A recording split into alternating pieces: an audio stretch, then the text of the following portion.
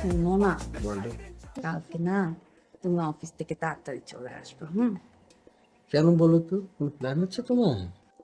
বাবু, ভুলে গেছো? কালকে না আমার বান্ধবী রিম্পি ওই যে ম্যারেজ ডে, ওখানে যেতে হবে, দাওয়াত দিছে।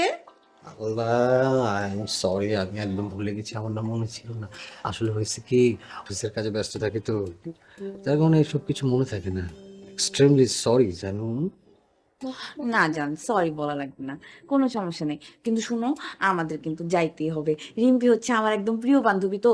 আর ওর বিয়ের ওই যে অ্যানিভার্সারিতে যদি আমরা না যাই তাহলে কি তো হয় বলো? তুমি যদি না যাও তাহলে কিন্তু আমি সত্যি অনেক মাইন্ড করবো। কোনো অজুহাত কিন্তু দিতে পারবো না আমারে। ওকে, ওকে সোনামণি, তুমি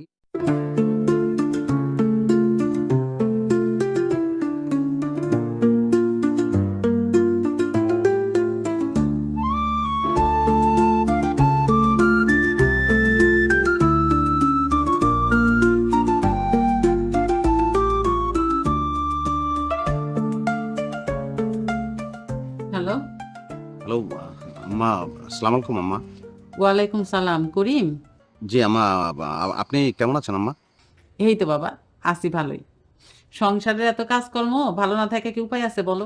সবকিছু তো আমারই সামলাতে হয়। আর তোমার শ্বশুর আব্বা তো সব দায় দায়িত্ব থেকে মুক্ত। জি, উনি তো একটা আম্মা, একটু ওকে ওকে মানে আপনি তো আম্মা একদম আমাদের বাসায় আসেনই না। আসবো, একটু সময় পাইলে চলে আসবো। তুমিও তো অনেকদিন আসো না। জি আম্মা, আমিও আসবো, আপনিও আসেন না। ওই ওকে একটু দেন না আম্মা। কাকে? রিপারে? রিপাকে? জি জি, রিপাকে একটু দেন। ও আচ্ছা আচ্ছা। আচ্ছা ঠিক আছে, তুমি একটু লাইনে থাকো, আমি রিপারে ডেকে দিতেছি। রিপা, এই রিপা। জি আম্মা। এই তোর ফোন। হ্যালো ভাইয়া, কোনো সমস্যা?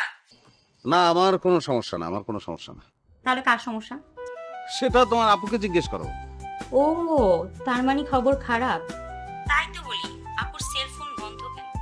আচ্ছা ভাইয়া, আপনারা সবসময় তো ঝগড়া করেন কেন? ঝগড়া? তুমি এটাকে ঝগড়া না বলে মনোমালিন্য বলতে পারো। আর অবশ্য তুমি এটা বুঝবে না, কারণ তুমি এখনো অনেক ছোট। হ্যাঁ শুনুন, আমি ছোট, এই কথা ঠিক, তাই বলে এত ছোট না যে এই কথা বুঝবো না। আমি সবই বুঝি। না না, আমি সেটা মিন করছি না। আমি বলতে চাচ্ছি তুমি অবিবাহিত তো, এখন বাপের বাড়ি আর ফাস্ট ফুড এর মধ্যেই তোমার দৌরাত্ম্য। সো এটা তুমি বুঝবে না। যাই হোক, আজকে আপনাদের মধ্যে কি নিয়ে ঝগড়া হচ্ছে বলেন তো? বিশাল বড় একটা জিনিস নিয়ে ঝগড়া হয়েছে।